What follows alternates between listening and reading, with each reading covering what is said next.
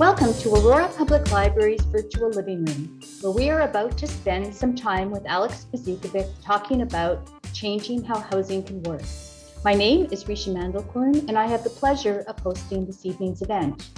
Before we begin, I would like to start with a land acknowledgement. We are all immigrants and children of immigrants to Canada.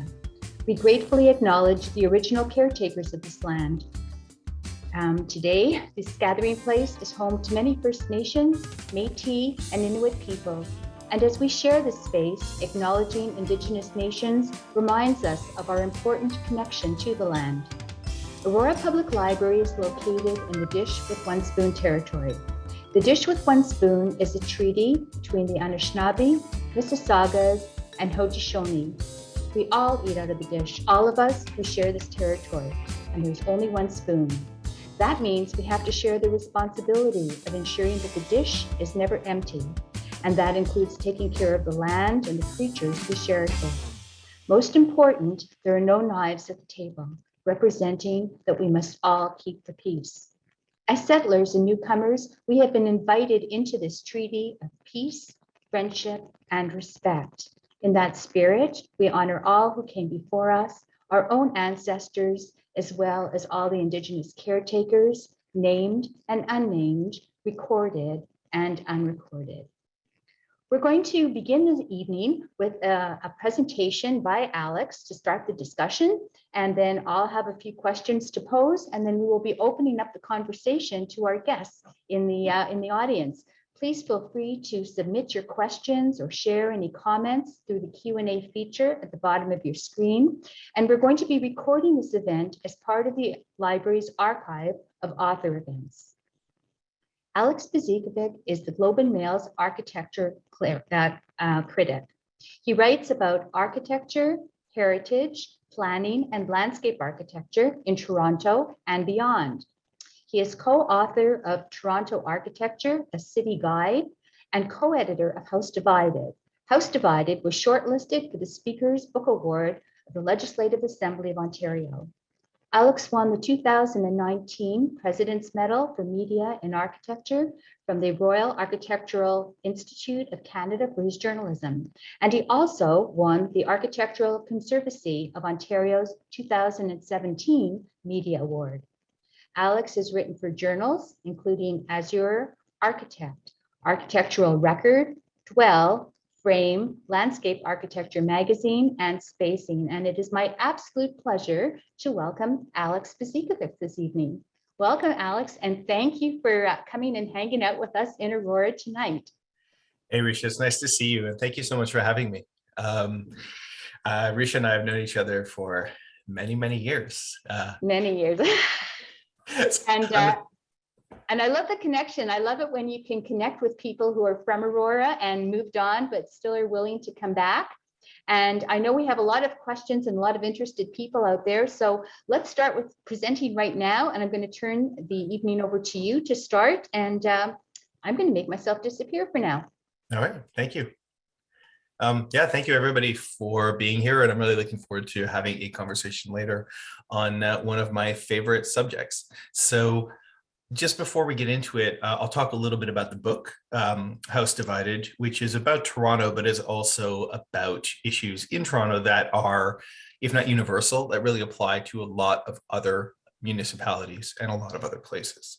So I am going to hopefully start sharing my screen.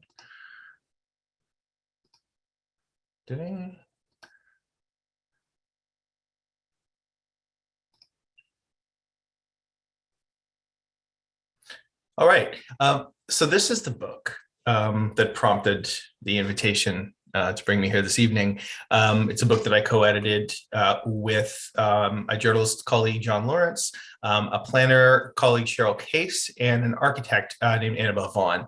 So the four of us got together to work on this book a few years ago, prompted by a series of conversations that were happening in Toronto and were also happening elsewhere about these linked issues of zoning reform and housing affordability.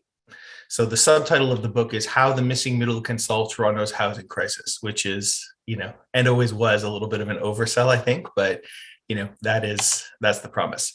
To begin with, what is the missing middle? This is a popular term now. It emerged from a particular planner, a guy who runs a firm called Opticos Design, and it is shorthand for all of the different forms of housing that used to exist in North American cities and now rarely do. So if you look at this chart, the missing middle essentially is everything between duplexes, a building with 2 apartments in it, all the way up to arguably mid-rise buildings of roughly 6 stories.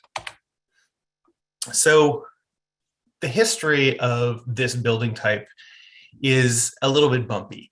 If you go back a century, apartments were being built in the growing cities of that period, as they had been in North America for half a century before that. So here in Toronto, you see an apartment building. This is in the Annex neighborhood that was completed in 1912.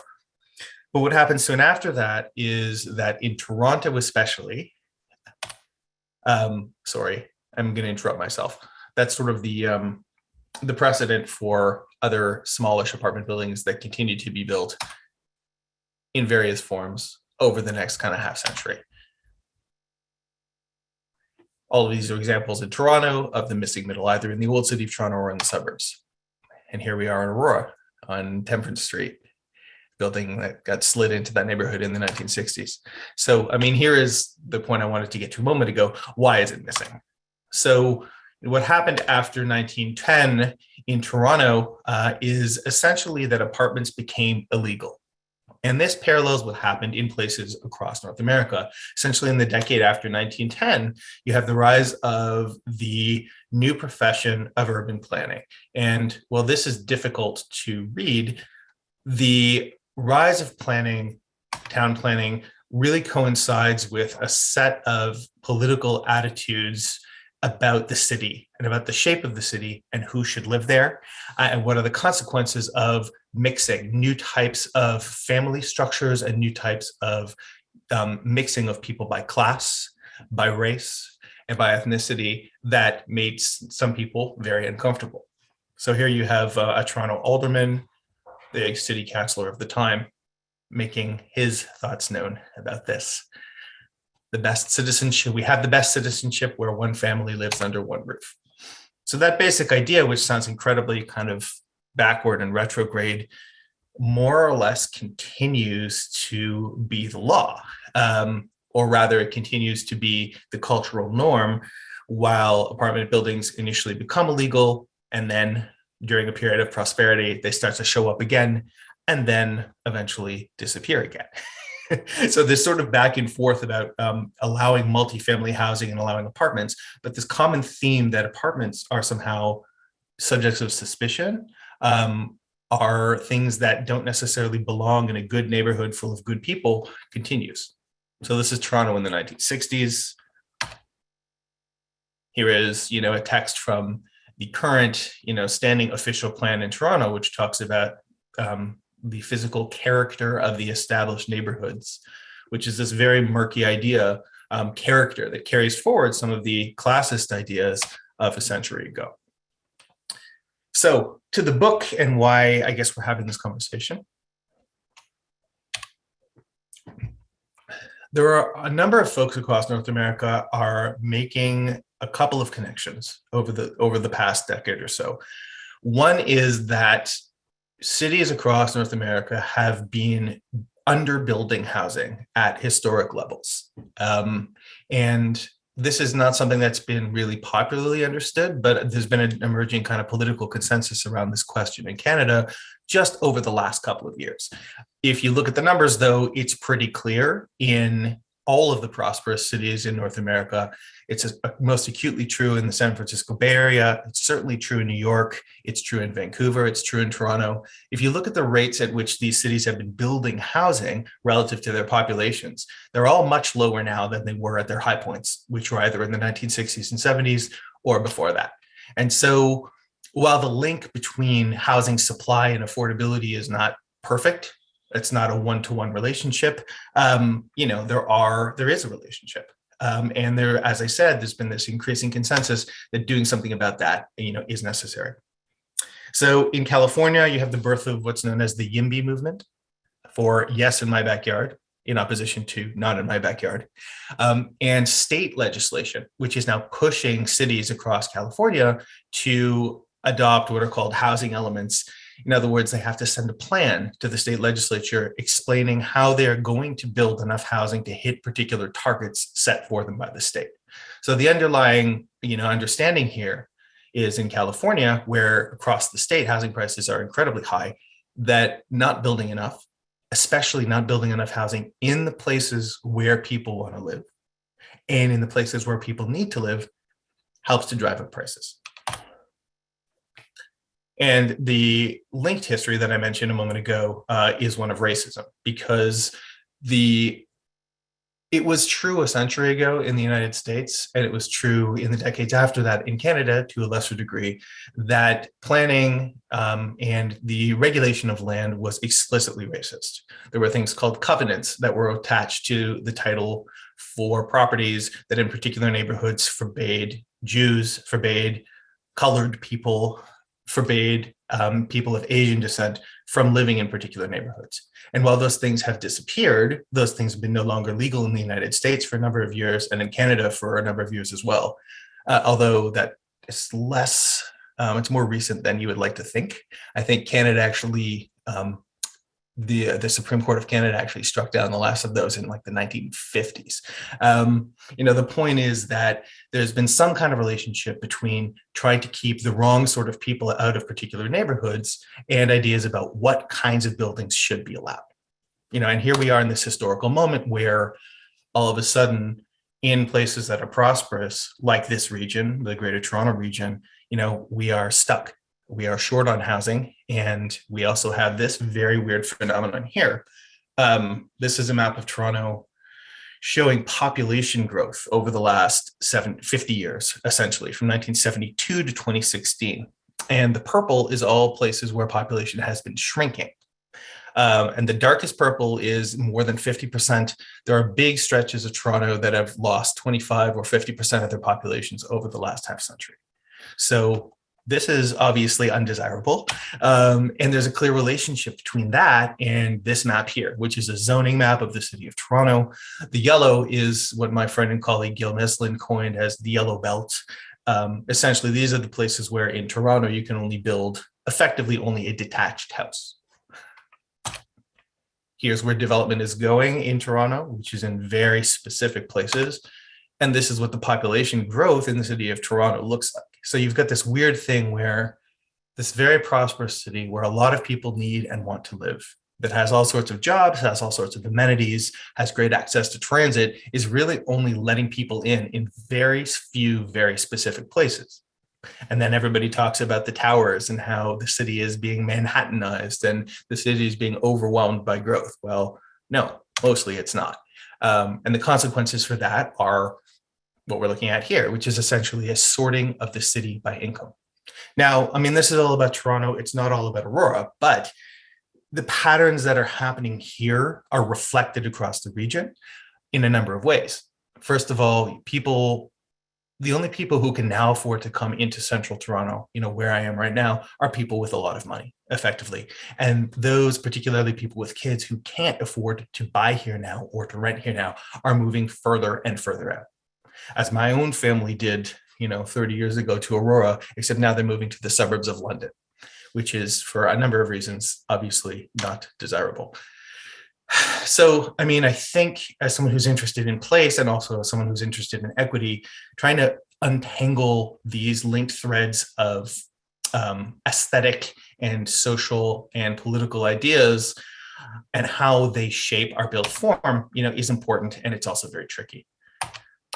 Just to wrap up here, this is, again in Toronto, but a house in a house neighborhood has been replaced by this, and this is seen as acceptable. Whereas, in the same neighborhood, an apartment would not be seen as acceptable.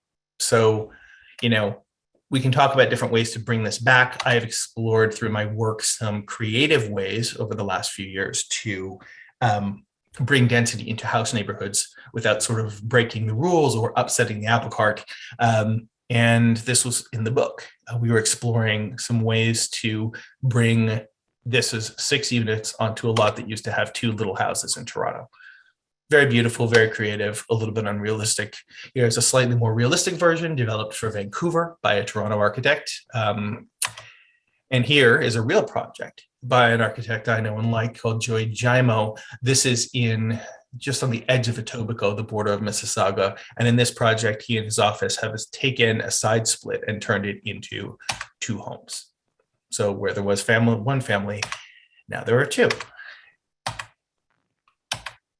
So I guess the upshot here is that there are design solutions that can help bring more density into neighborhoods, but it's difficult to address those without thinking about these bigger political and social questions, because we're not going to, if density is not allowed to come into neighborhoods, we're not going to see it.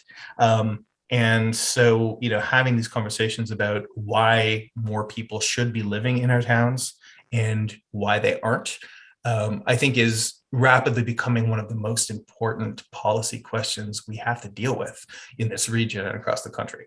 So hopefully that sets the stage for our discussion tonight. Risha. Thanks, Alex. So I'll start off with a couple of questions, if I might. What challenges do communities face if we continue planning and building with the current mindset? So the most difficult thing for most suburban municipalities in North America is that they're not built to change, right? Whereas cities historically have always changed. And this is not just an Aurora problem. This is not even a GTA problem. This is a North American wide problem. But because of the planning ideas and regulations that I was talking about earlier, and because people's expectations are that neighborhoods aren't going to change, the houses in which most people live are effectively locked down. And why is that bad? Well, what happens, and many of us in the audience have experienced this or are experiencing it, what happens when, the house in which you have lived happily for 20 years or 30 years no longer suits you? What happens when you're an empty nester and you've got all this extra space that you don't need and a house that you don't really want to take care of anymore? Do you have a good option of how to move down? Are there apartments available in the neighborhood where you live and in the town that you love? Probably not. Is it possible for you to split up your house into a couple of apartments in order to share the space with other people and to bring in some income? I mean, this is how city houses have always worked, but North American suburbia is not built to do that. And so what you end up with is one of the kind of the underlying causes of the current housing shortage in the region, which is that you've got a lot of older folks sitting in houses that they may or may not want to still be in, because they don't see a good way to move down. They don't have a lot of options because in their neighborhood and in their community, there isn't anywhere to go. And on the other end, you've got younger people who want more space and can't afford it because housing is so expensive, and because those houses in which right now a lot of older folks are living are not turning over, are not being sold. So you've got kind of a stalemate, which leaves some people overhoused, some people underhoused, and you're not either the demographic and social changes that are happening to the community are not kind of being reflected in the neighborhoods and on the streets. So when we think about housing, we think about communities as well. What does the idea of a livable community mean to you? So I think it's a good question, because as you know, and probably many people in the audience know, livable is a loaded term, right? People are often concerned about new development, as we've been trained to be concerned, because big buildings are, apparently not livable. But I mean, I was just alluding to this a second ago. A community that allows for a person and a family to be comfortable at all stages of life is, that to me, that's the first point. And to do that, you need different kinds of housing. And you need the flexibility to use housing in different ways, because what a single person needs is not the same as what a couple or a couple with children or a couple or a widow or a widower need. I mean, just very simply having a variety of options to live in is crucial. but also what planners call mixed use. Uh, in other words, having both housing and workplaces and retail and services all available within a fairly compact area. This makes life a lot more livable. This makes life a lot more comfortable. And we don't always have that in suburban communities. Growing up, I didn't have that. The nearest corner store was, probably a mile away, maybe longer. And that makes life very difficult for a lot of folks, especially for the very young and for the very old, for people with disabilities. Absolutely. The being bound to the car for everything seems fine as long as you have a car and you're able to drive one. But if that's not the case, it very rapidly becomes a problem. So, those are a couple of very basic things. Essentially, a town or a city that has flexibility and variety, and gives people what they need at all stages of life. Where do you see citizen input as part of creating livable communities? So public consultation is a very tricky thing. One of my co-editors on the Missing Middle book, Cheryl Case, who's a planner, has her own practice, and she's doing a lot of trying to reinvent this idea of consultation. Because I'll try not to be too spicy here, but a lot of what comes out of public meetings about new development is not useful. Sort of the default pattern that happens is that new development, which tends to be big stuff, which includes apartments, is by default illegal. And so when someone is attempting to build something, the town asks for community input and people get the chance to weigh in. But the dynamic is always one of, it's a negative dynamic. It's of somebody asking permission to build something. And often kind of the stance of people involved is to say, well, no, why should we change the rules?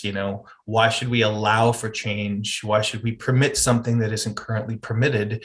And that triggers very often a natural sense of kind of aversion to change. People where they live, most people don't like to see stuff change. Most people are comfortable with things remaining as they are. And it's a natural urge, but I guess the way in which we do consultation and the way in which planning works and has for the past couple of generations sets up this kind of very unhealthy dynamic of, making a lot of room for people to complain. And I guess what my friend Cheryl is working on is ways to not do that, and ways to bring people into meetings or into gatherings at different times and places and in different ways to help figure out what it is, that change can bring to the neighborhood. And by bringing in, framing the conversation differently, by consciously bringing in different sorts of people and consciously structuring the public conversation so that people who have different perspectives, will be able to come and join.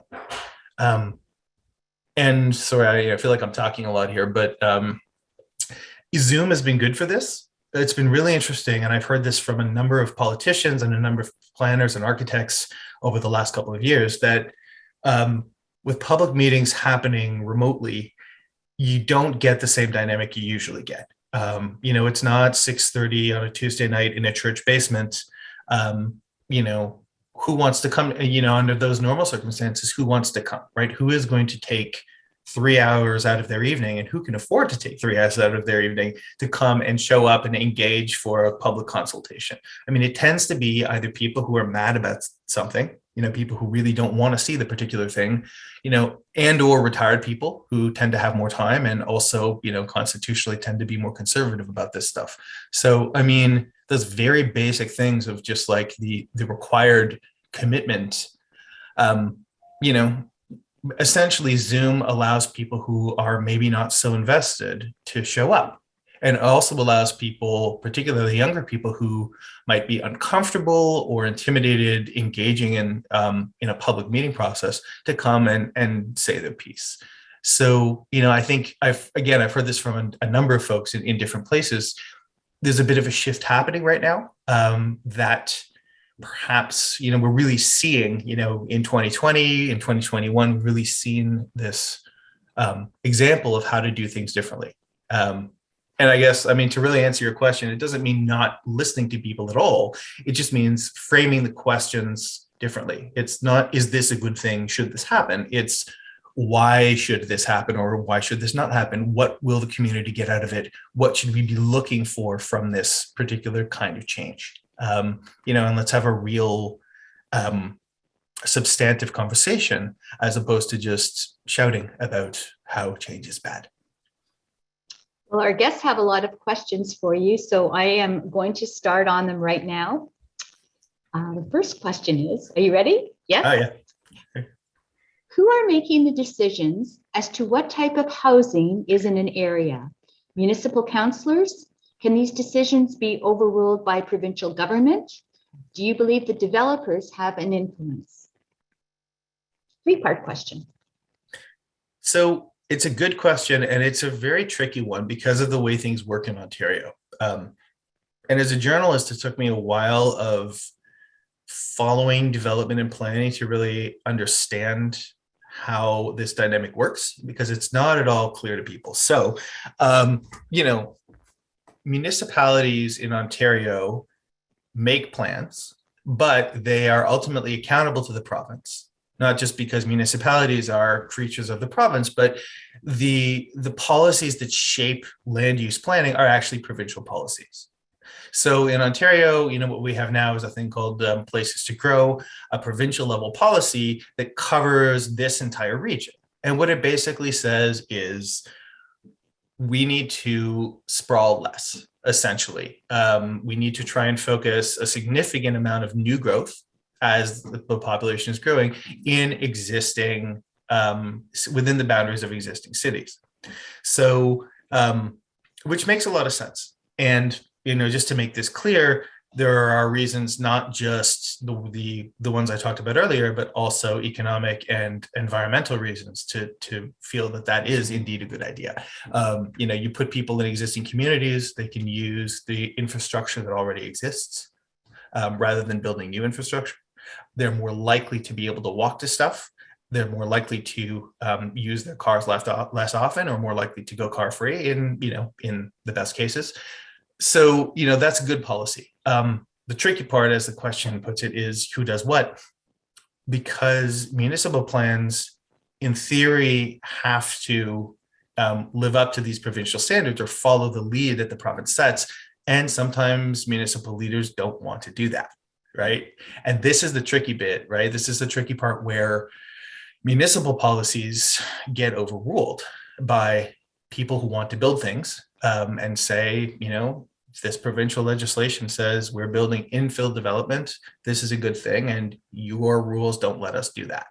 And it is unfortunate that dynamic exists in some ways, because it is unclear. It's unclear who's responsible, and it allows politicians to kind of to pass the buck, right? It allows local politicians to not really need to have an honest conversation about where growth should go, when it's coming, or what it should look like, because, they can grandstand against it, knowing that the province ultimately is going to step in and overrule them.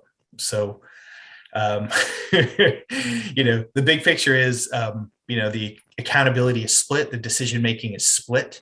And I guess we can have a whole other discussion about whether that is a good thing or who should be in charge. But unfortunately, it's complicated. So Alex, what are your thoughts on intergenerational homes, particularly reflecting on COVID? So, in the pandemic, this question can sort of cut both ways, because some of the neighborhoods and the places in which COVID-19 was transmitted most frequently was those in which people live in large households. Right. And this, particularly in Brampton, above all, this coincides with people who are from immigrant families, who are working outside the home.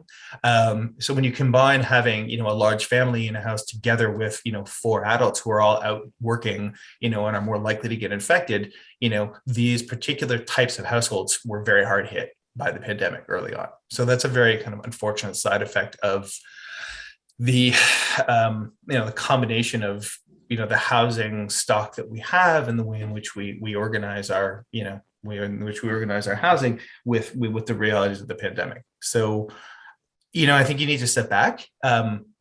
Ultimately, it should be easy for multi-generational households to find places to live. It should be easy to find a home or to find a building that can be divided up into 2 units, and that should be legal to do. It should be legal for 2 households or a group of people to share a home in whatever arrangement they want to. And that is not what our planning law often does. And unfortunately, that kind of the fact that planning kind of insists on having a single nuclear family in each building, makes it harder for those who don't fit that mold. Makes it more expensive, more difficult, more complicated to find kind of appropriate places to live for people who have those different arrangements. Next question is, the current car culture urban planning system has been called a Ponzi scheme.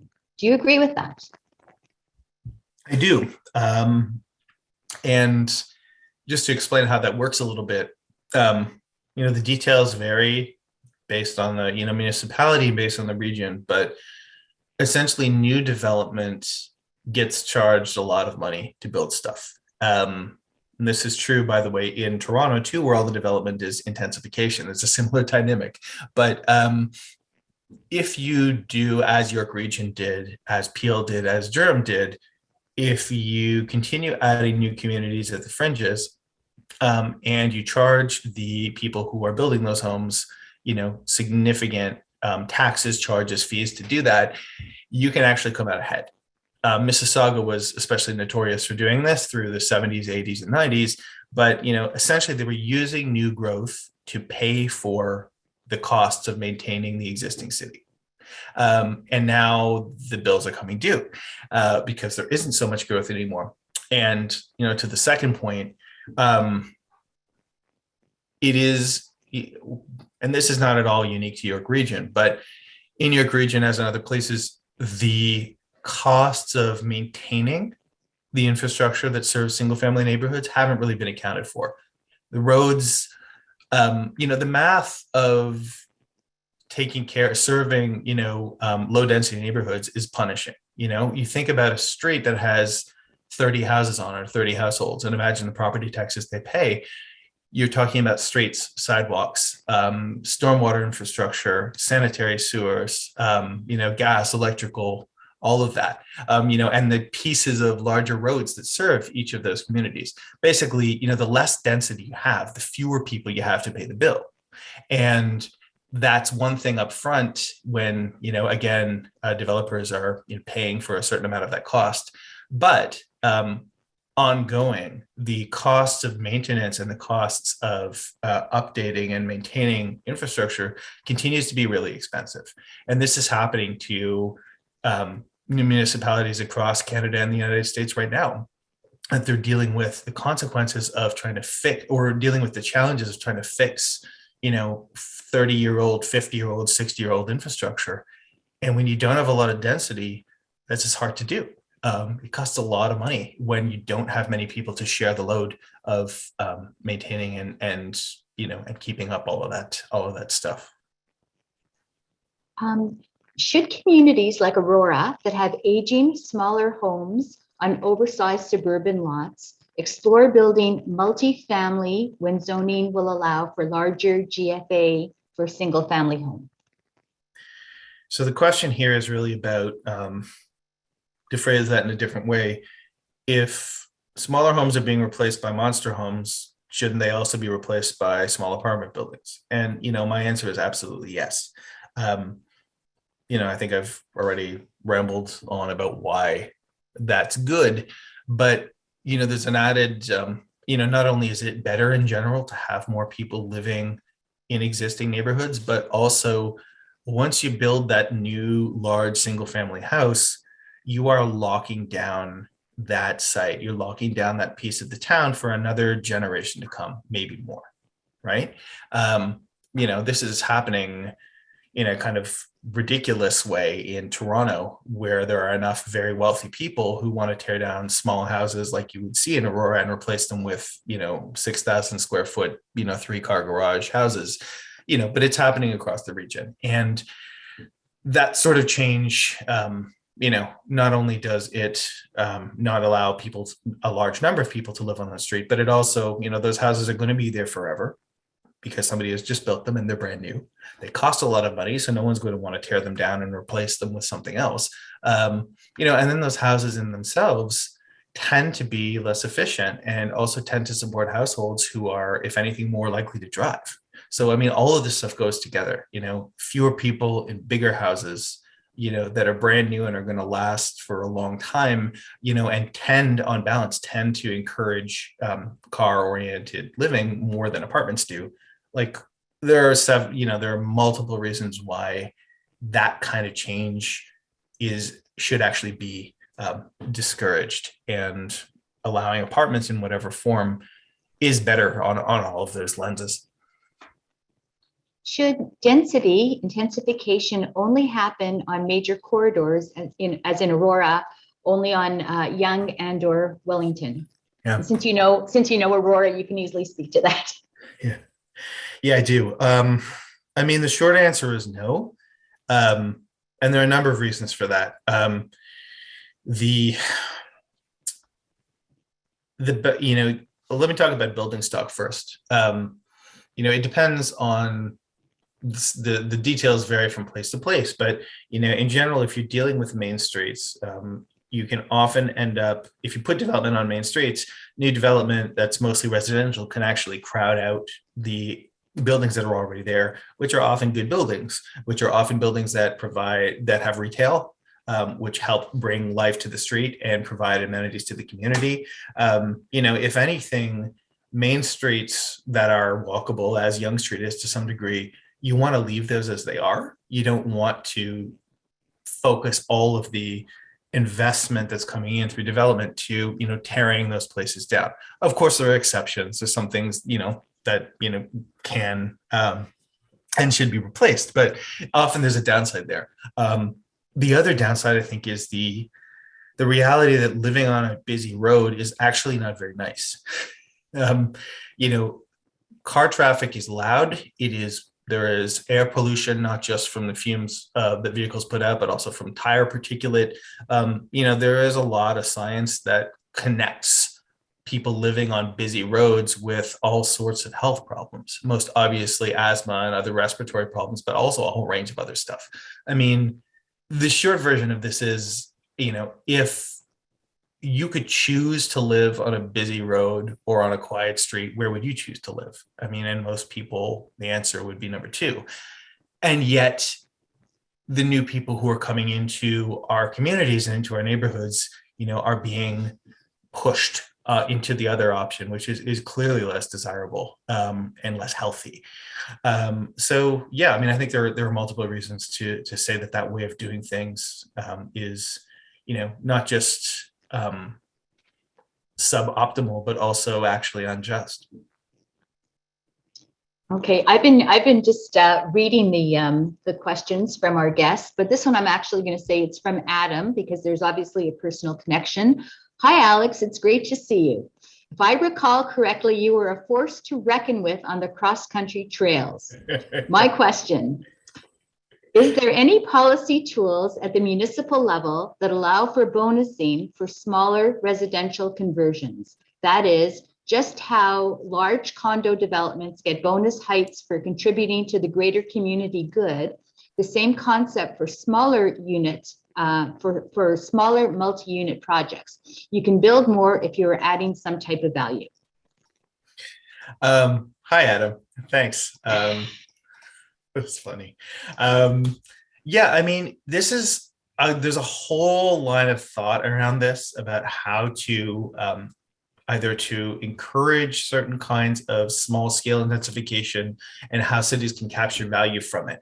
The city of Vancouver, actually, the city of Vancouver proper has actually just yesterday passed a new policy to look at doing this, where they're essentially trying to turn single family houses into allowing as many as 4 units, or I think it's 6 units on a lot.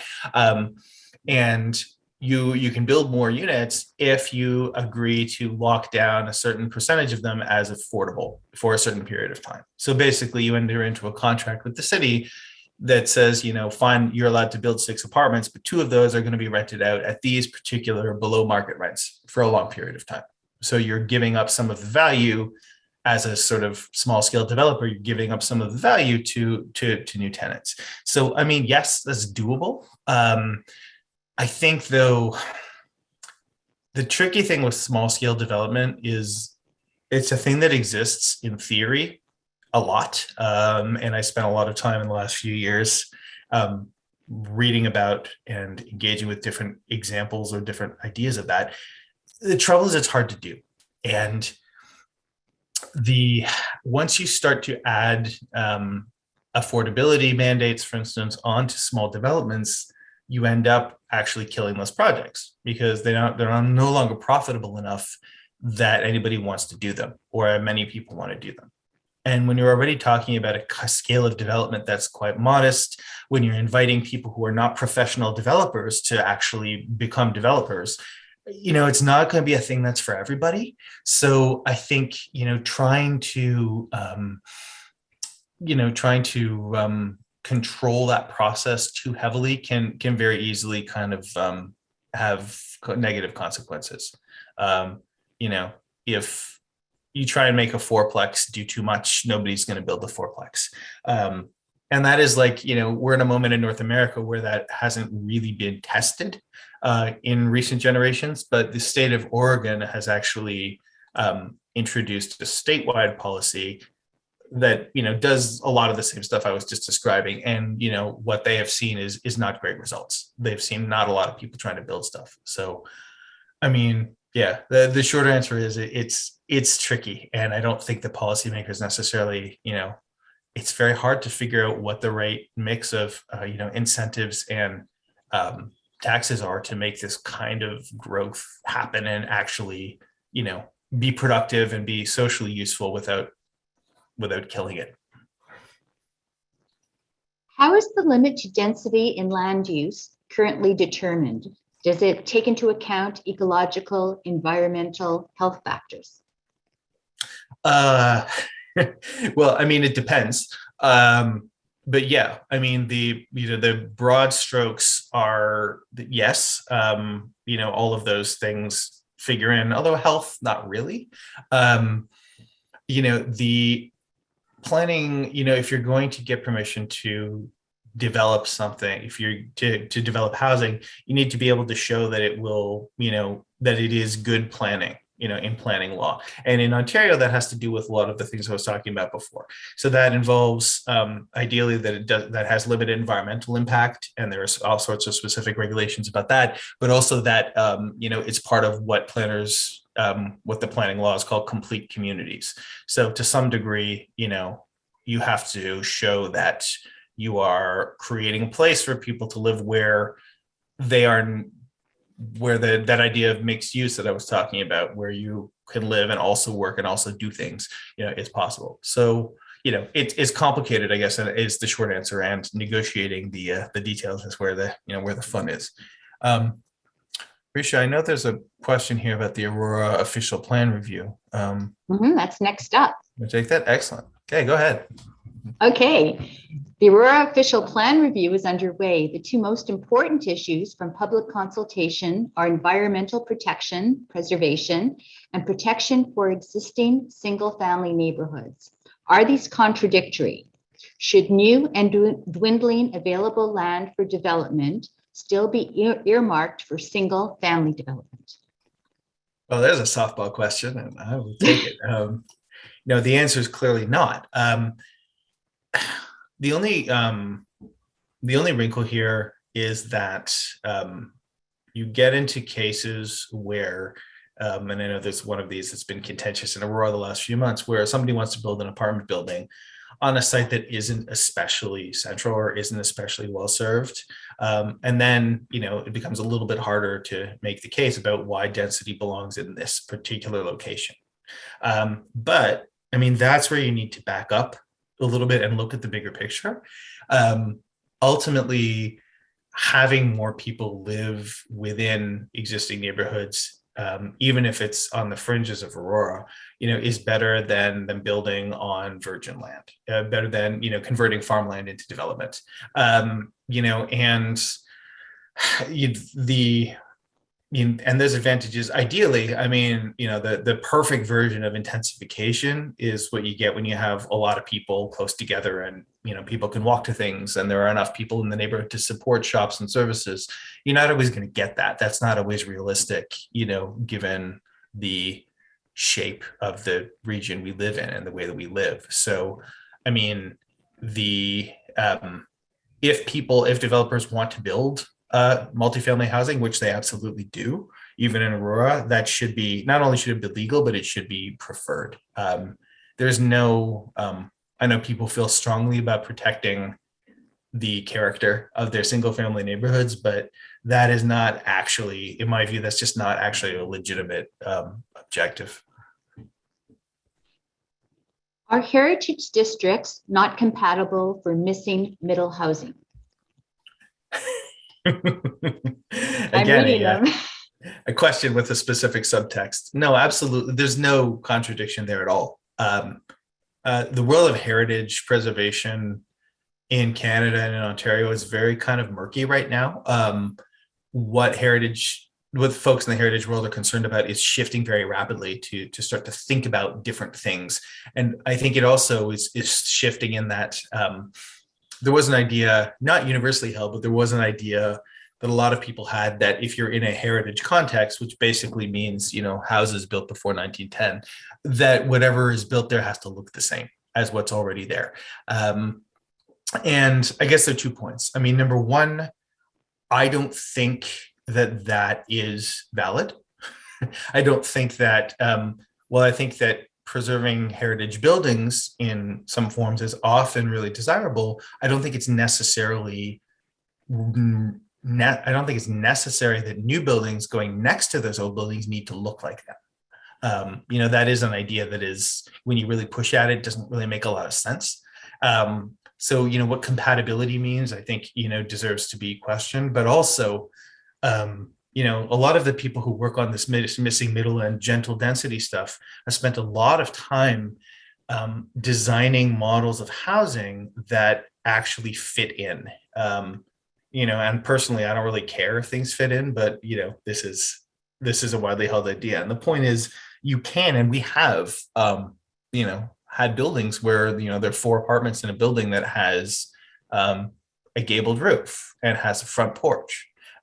It's not as though having 4 families or 6 families live in a building means that it has to look a certain way. I mean, there is no natural sort of connection between the architectural expression of a building and the family that lives there. So yeah, I mean, again, I know there's a particular kind of case behind this question. Absolutely, that I don't think there's a contradiction there. I don't think there should be. Developers seem to be motivated to build very profitable monster houses rather than more modest, affordable ones. How could they be inspired to provide the housing we need?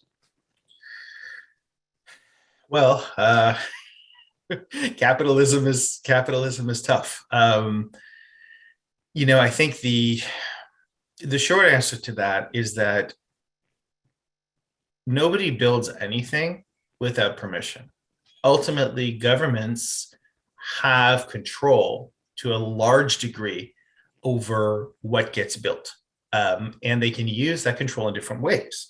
The governments can, as the town of Aurora seems to now be doing, use that power to make sure that the character of single family neighborhoods doesn't change, or they can use that power to make sure that more housing gets built that is relatively affordable. So more apartments, whether for rent or for sale as condos, are easier to build if you make those easier to build because planning says they're legal. If you incentivize them by using the structure of development charges and fees to make them less risky and more profitable than houses, these are levers that government has. I mean, government can make certain things legal and make other things less, certain things easy and other things hard, certain things profitable and other things less profitable. And, it's pretty straightforward if, there's an honest will to do it. From a lens of helping people experiencing homelessness, every time we get permission to increase a subsidy to assist in rent, landlords not wanting to rent to people on ODSP, Ontario Works, etc., raise the rent above their means. It then raises the expense for all and makes it very difficult to help the marginalized. As you said, it separates people by class. I think that's such an important point. I know you did speak to that in your presentation, but could you elaborate a little bit on that now?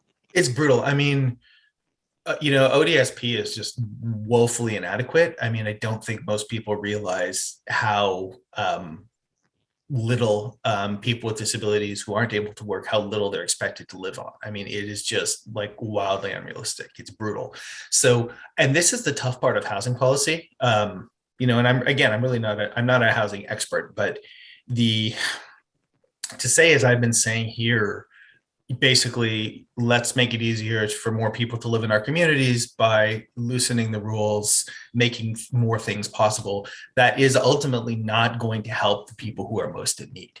And this is the other piece of this, that to some degree, increasing housing supply allows for more people in the middle class to afford housing, people who really shouldn't be dealing with subsidized housing, and that's desirable and good. But, more allowing the market to build more stuff does not help people who are the neediest people in society. It just doesn't. There's some people who are not going to be able to afford what the market provides, period. And so, the answer to that ultimately is more subsidy and particularly more subsidized housing provided by government. And I think the way that fits into this conversation is just that providing that housing basically means smaller stuff, right? I mean, affordable housing is not a single family house ever. And so being able to build it, both, physically in terms of its physical form and in terms of allowing the sort of the organizational and economic structures to allow for subsidized housing to be built, you also need to change zoning. So, I mean, they are linked. Where apartments are legal, subsidized apartments are also illegal. And then where there's, a finite number of places to build apartments, and I've seen this dynamic in the city of Toronto happen for real, as it does in San Francisco, organizations are trying to build subsidized housing and they're losing, they're competing to buy sites for development, and people who want to build expensive housing are outbidding them. So, I mean, when you create providing more housing supply doesn't fix everything by any means, but more scarcity, the scarcity that we have now actually hurts everybody at every level, which is, it's a bit of a nuanced point, but it's a really important one.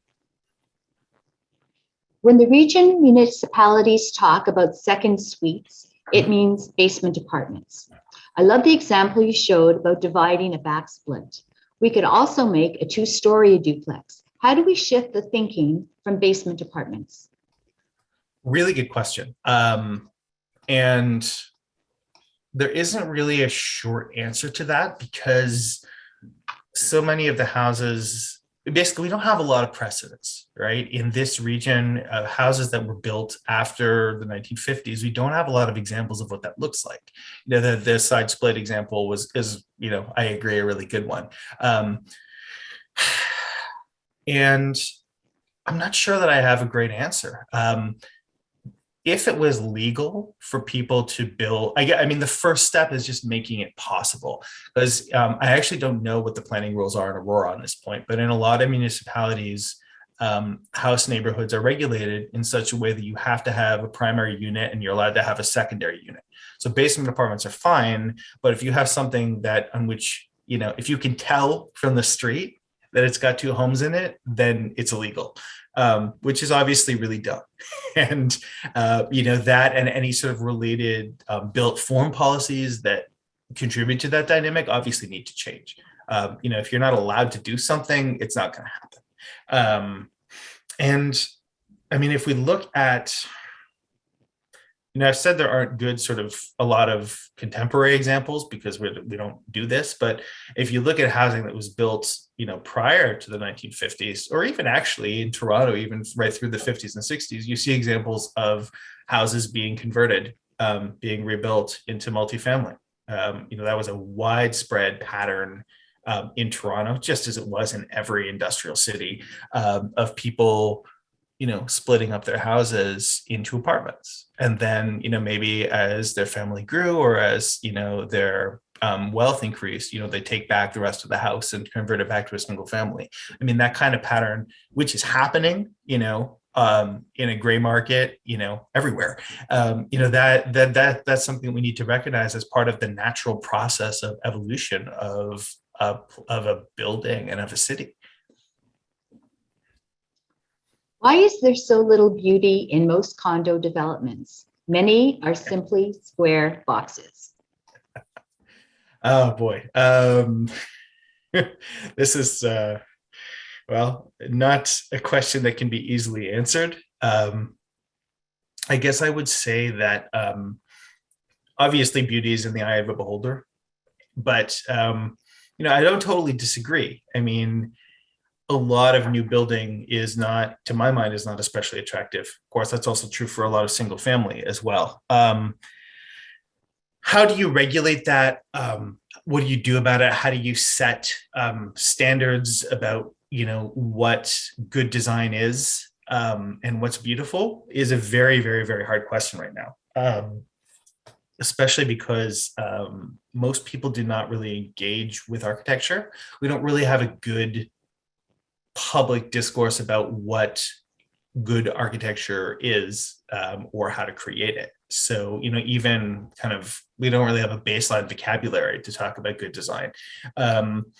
And that I think is a really big problem. I'm not quite sure that I know how to solve it. I guess I would say that, as planners, I think planners and politicians, if there's one thing that they often miss when it comes to dealing with multifamily, it's that the way that larger buildings relate to the street is really what's critical. So what does the front door look like? If the place is big enough and if it makes sense to have retail, how is that retail or how are those services configured? It's that relationship between the building and its public face is really, really important. And also the quality of the landscape that immediately surrounds it is really important and often overlooked. Landscape is often like the last, it's the last thing that gets done. And so it gets overlooked, it gets cut from the budget. But I mean, really, if you have a building that is pleasant to walk up to and is surrounded by a landscape that is attractive and well maintained, I mean, you've gone a long way to, dealing with the sort of perceived aesthetic problems with new buildings. How do you ensure people get permits for second suites to ensure safety? Also a really good question. And the subtext here is that people install basement apartments and don't go through the proper channels to get them permitted and inspected.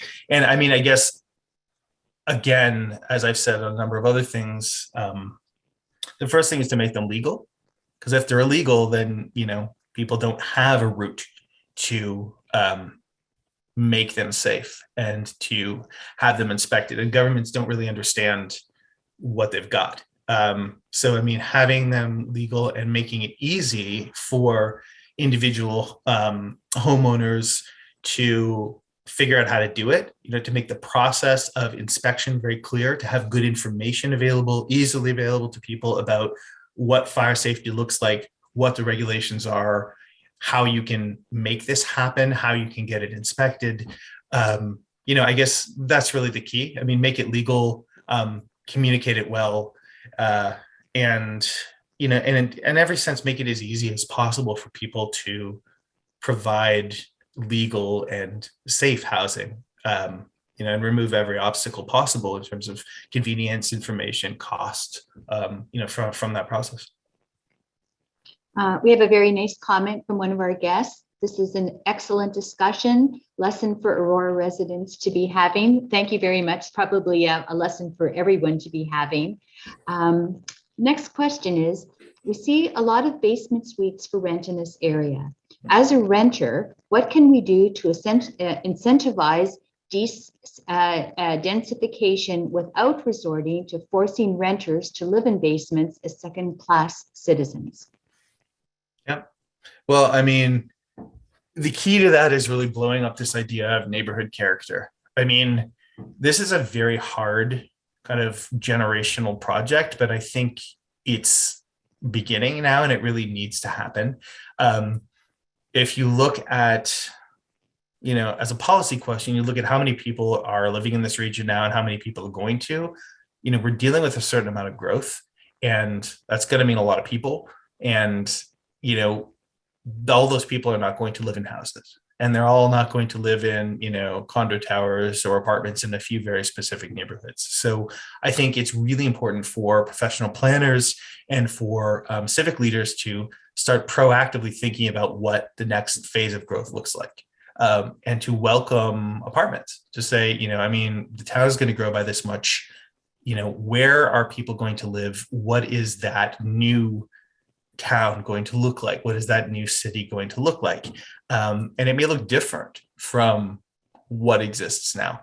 But I think it's an excellent question, and it's a really legitimate one, because we kind of pretend that we don't have renters. We kind of pretend that in house neighborhoods that renters don't exist.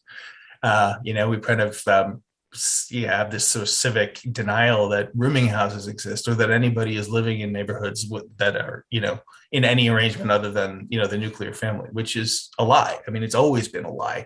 But, the more we can be explicit about that at a political level, and the more we can sort of imagine a more varied and inclusive city, the better. Should Aurora focus on downtown revitalization that brings more office buildings on Yonge rather than condos? That would be instead of building business parks as they have been doing. I mean, ideally, yes.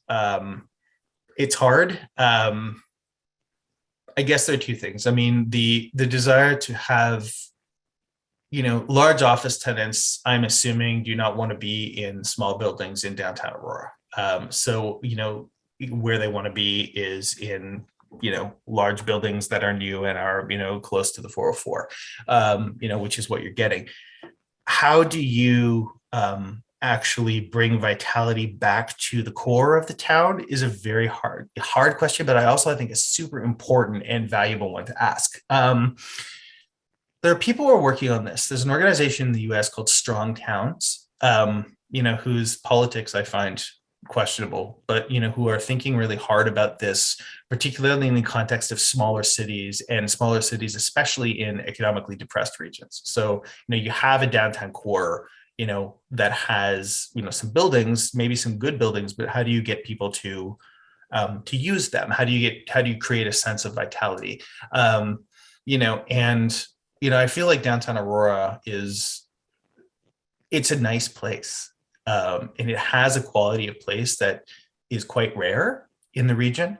And being able to build on that in some way and figuring out what kinds of businesses, especially businesses that employ significant numbers of people, would want to be there, would be really, really valuable. And what's happening along the Main Street and the old Main Street in Newmarket right now, is probably a really good example. I mean, that's a beautiful Main Street that is also not a thoroughfare for a ton of traffic, but I mean, it's really prospering.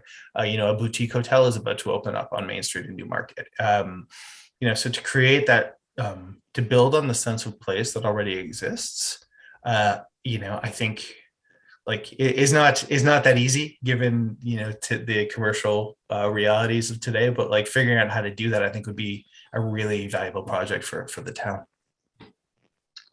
Hi, Alex. Great presentation. Do you think you can generalize intensification strategies legislatively through zoning, or do you think you need to have a per municipality set of directives and strategies based on typical lot size, etc.? That is a good question, and that is coming from a friend, an architect, a very good one who has worked on these issues. I think, I guess the short answer is setting guidelines and setting expectations should really be the job of the province. The province is maybe not going to get into the weeds, doesn't have the capacity to get into the weeds and say, in every individual municipality, in every individual place, this is what this should look like. But I think the right approach probably is more or less what's happened in California, where you have the state government, here it would be the province, saying to each municipality, you need to add X number of new homes every year. And maybe be more specific that those need to be, within a certain zone. And then leave it up to, and then the towns end up doing the work of actually figuring out how to do that. But, meaningful targets, meaningful requirements, I think are really key, because it's very hard. You need to have both. I think in our context, it needs to be both carrots and sticks. It needs to be easier to build stuff, which means charges and taxes need to be lower on multifamily development. Zoning needs to be looser. So again, like stuff, these things need to be legal. But also somebody needs to force towns to actually do that work, because it's very hard, even in the most progressive places, to imagine a different, a different physical reality. So yeah, I guess, incentives and also high level policies setting levels of intensification seem like the right thing to me. Here's a good question for you. What do you see as the future of 3D printed houses? I don't, honestly. It's an interesting idea that you can use 3D printing to create building components, but it seems like a really complex way to do things. And I can't really see how the economies are going to work. The sort of simpler version of that of prefab makes more sense, and there are people who are doing interesting things with that. And the idea, for those who don't know, prefabrication, basically means you build a large chunk of a building, a section of a wall, or even an entire room, like a bathroom, in a factory, in a controlled environment, and then you basically have to install it and plug it in, rather than cutting each piece of lumber on site.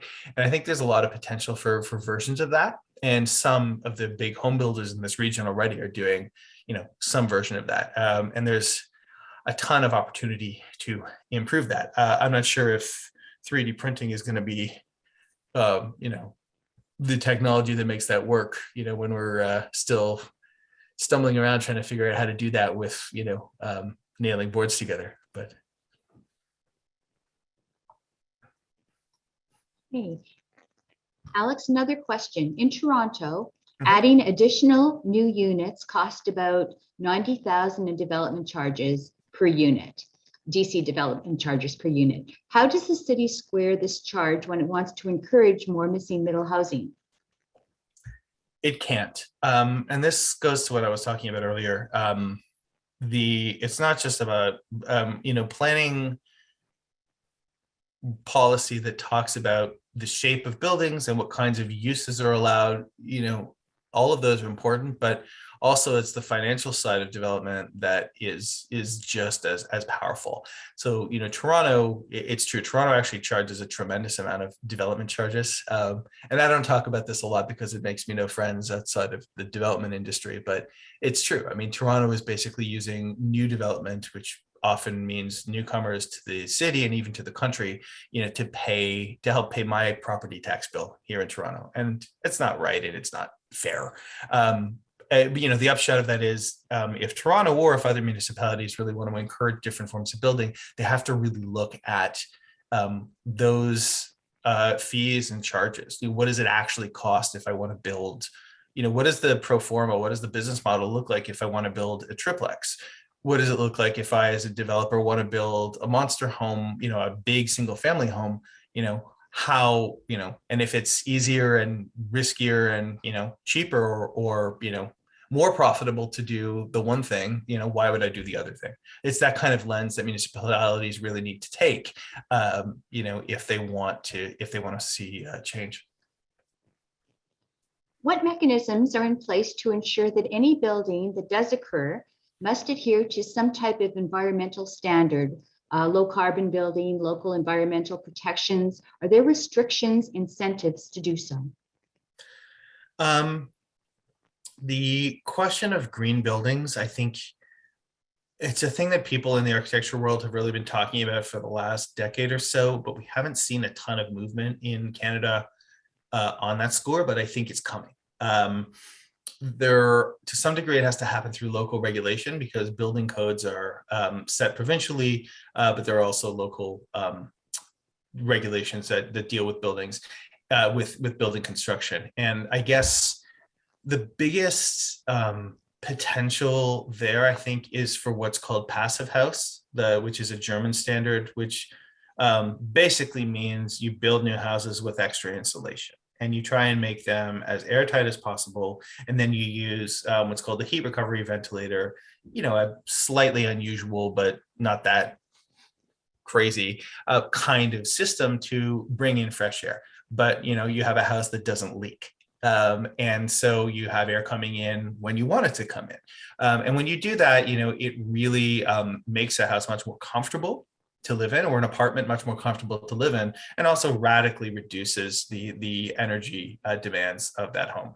So that's something we could do. Like, it's not crazy high tech. It doesn't require 3D printing. It just requires a certain design approach and careful construction. So I think we'll see between federal and provincial governments, I think we're going to see a tightening of regulation around building and energy use in buildings. And the other thing is that there's definitely coming is the phasing out of gas.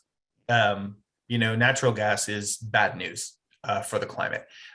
So people who live in houses like I do, that are, heated by gas and have a gas stove, those are eventually going to need to go away or to be phased out. So, getting ahead of that and trying to encourage climate control that doesn't use gas and to use electric cooking, is a big sort of practical step and a very useful step that we could take now. Have you seen York Region's 10-year housing plan, 2014, now almost 10 years later, claiming to be a place for anyone? Any thoughts? I am not really familiar with that plan, so I don't know that I can really comment on it. I mean, it's, I think, the gist of, I think I've made my sort of general position clear, but yeah, we should probably dodge that one. Okay, we'll go into this one, which I love. Hi, Alex, you're my favorite columnist. Aw. Thank you for joining tonight. Now to the question. How do we ensure municipalities meet their density targets they set for themselves in their OPs, official plans? Yeah. Should there be term limits for elected politicians, especially at the local council level? Local politicians seem to be career politicians who don't want to rock the boat or change the status quo at the risk of alienating their voter base. Good questions, both. I mean, my feeling is yes, on term limits, yes, absolutely. The planning is sort of where the most contentious stuff in local government happens. And it is hard. Like, I mean, I've talked to local politicians who mean well, and are really interested in, bettering their communities. And, it's hard to stand up for intensification. It's hard to stand up for change when you have a lot of angry people yelling at you. So yeah, term limits, yes, people do get comfortable. People do become less willing to challenge the status quo. And partly that's because, when you challenge the status quo, you get screamed at a lot. And that's hard on a human level to deal with, even if you are really committed to change. So yeah, I think so. How do you make municipalities build what's in their OP? Again, this is, I'm hoping that we are heading in a direction where senior levels of government step in to force that to happen. Because I've been engaging with this stuff for 7 or 8 years now, and there is not. It's very difficult for local governments to they don't have the incentives to actually deliver change, right? I mean, there are all of these reasons, as I was just saying. There's always somebody screaming about why change is bad. It's very hard for local politicians to drive their cities and to drive their planners, even if they're committed to making that change. So, setting real targets and ambitious targets for intensification, I think that really is the way to go. The province in Ontario has the power to do that. And our system's kind of a weird system, as I was saying before, but the upside is that ultimately, if they want to, the province can do effectively whatever it wants in the world of planning. And if you're mad about what's happening in your block, the premier is a long way away, whereas your city councilor or your mayor is closer. So I think that's probably the way in which more change is going to happen, is that it's those more distant leaders who use their power to make this change happen kind of across the board.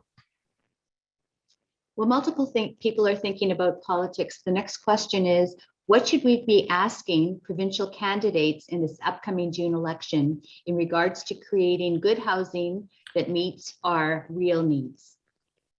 It's a really good question. And I'm not quite sure how this provincial Ontario election is going to shake out in terms of housing. I mean, the Conservatives are actually making are hinting at, or have sort of leaked a trial balloon that they're considering some real change.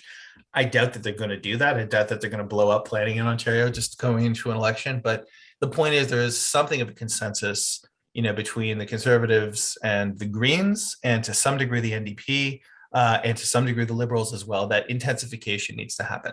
So I guess, my take and my view is that we really should not be building any more sprawl.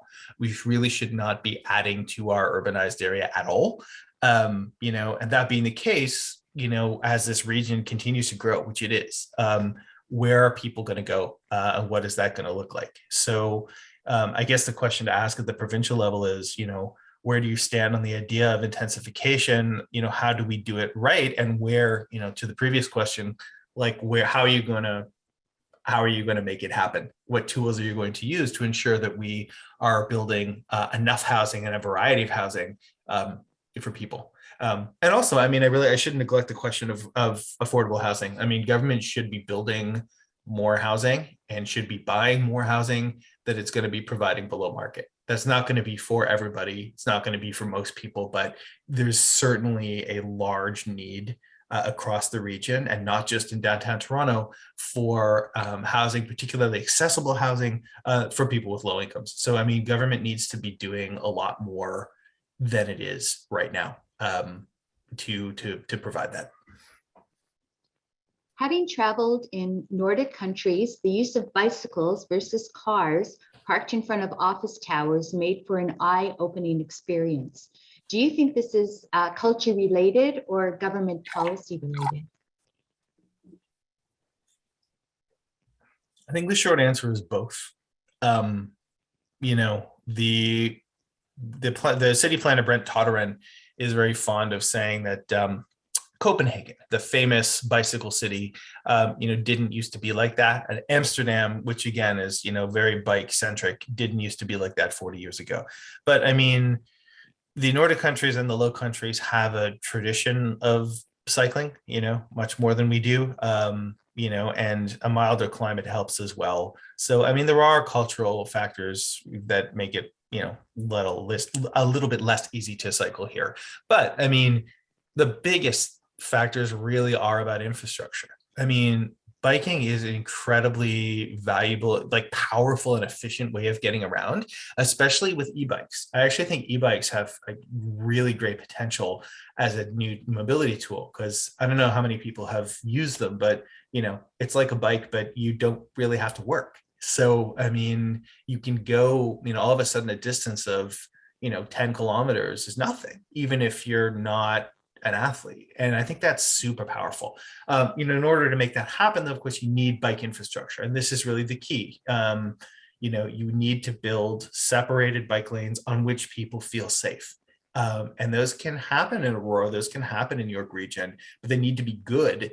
They need to be reliable enough, and people need to feel safe using them. I think that's the big thing if we're cycling in North America, that just, it feels scary. I mean, I do it, and I do it in Toronto, in the city, and it's, it can feel really frightening. And if people are frightened, they're not going to do a thing. But if you provide, the opportunity, if you provide a safe and reliable way to do it, a network of comfortable and safe lanes, people will change their behavior. People absolutely will do it in numbers that would be, in numbers that are surprising, I think. Are you familiar with the zoning reform in New Zealand, where they made it mandatory mid-density zoning requirements? Is this the way to go? Yeah, so New Zealand, which is a small country, basically has mandated intensification everywhere. They've basically said, you can't have any more single family zoning. You can't have anywhere, there are no more places in New Zealand where it's only legal to build a house. And yeah, I mean, the short version is yes. That would be, the details, of course, are, devil's in the details, but something like that, I think, is exactly the way that we should go. And I think, a key point with that is that the politics are changing. There are 2 points I'd say. One, the politics are changing, and two, this kind of thing doesn't work as quickly as you would like it to. So, like, there are a lot of people who don't currently own houses, and that's a lot of folks, and they are not happy with the state of affairs. Whereas the politics of that kind of policy change would have been like unimaginable 10 years ago, or even 5 years ago when I started writing about this, I think it's more, plausible now. BC is moving in that direction provincially.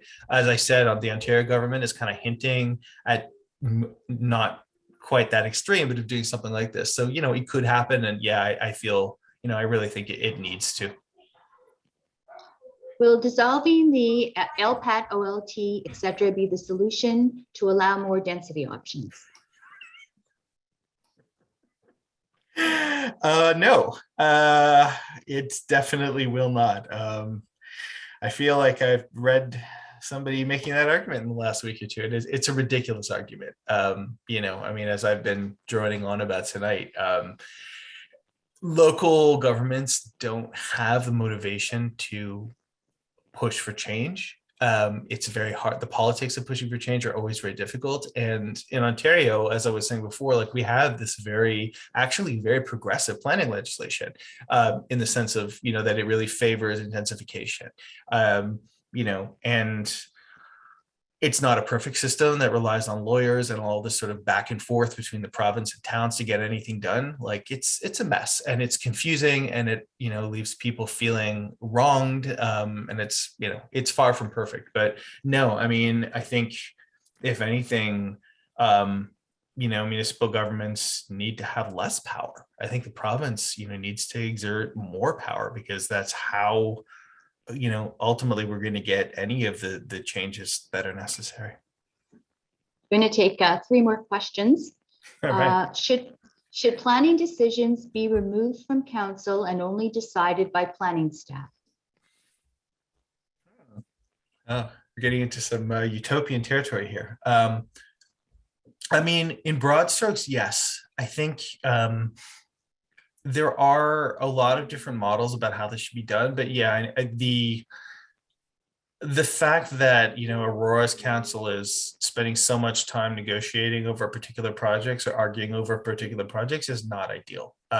It's not unique. I mean, but the cities that do that kind of model, I mean, among big cities, the only one I can think of is Vancouver, where every new building, goes to council and there's a debate over the details. And Vancouver's a mess. So, I mean, it is, political oversight is necessary. I mean, elected officials ultimately have to be responsible for what government does, but if elected officials are really getting in the weeds and making detailed decisions or, arguing over the details of a building, like there's just so much opportunity for the wrong political incentives to carry the day, let's say. It's, to a certain degree, planners should be doing their thing, and should be able to do that thing without, their bosses, without politicians looking over their shoulder on every little decision. Are you concerned that we are using farmland for growth? Yes, I am. And I don't think we need to do that anymore. We never really did, but we definitely don't now.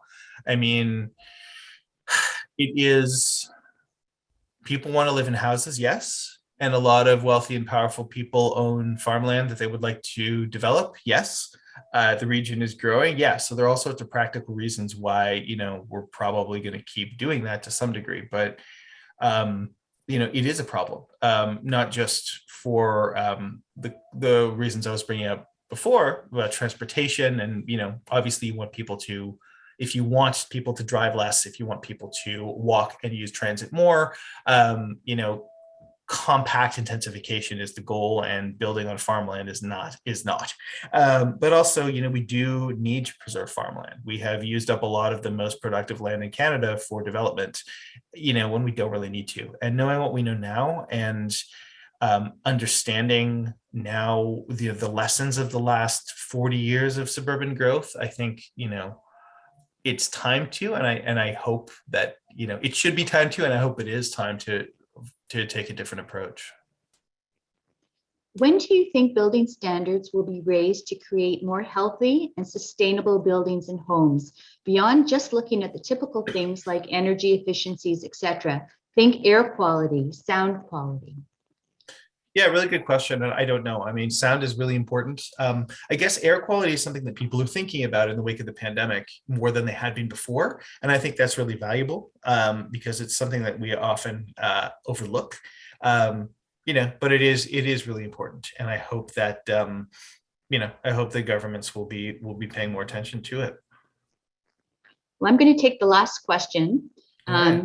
And I'm going to end with a positive note. And I'm going to ask you, Alex, what excites you about the way we can change the way housing works? Oh, well, I mean, a lot of things. I mean, the childhood and adolescence I had, was sort of shaped by a built form that, was limiting in a lot of ways, and I love cities. I always did. I moved to the city. I still live, back, in the end, I live in this city and I'm happy here.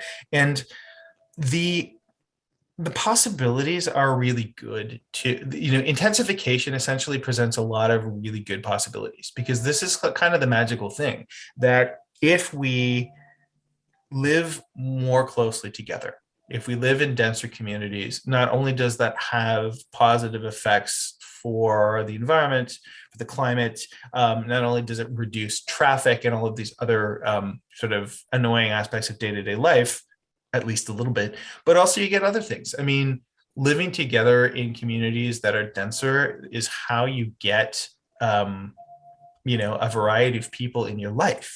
It's how you are able to live with, family members and friends and neighbors who are at different stages of life, come from different backgrounds and are in different walks of life. These are all good things. Diversity, variety, cultural activity, access to, being able to buy interesting stuff and eat well at good restaurants. I mean, all of these things, all of the benefits of city life, of collective life in cities are, all come together.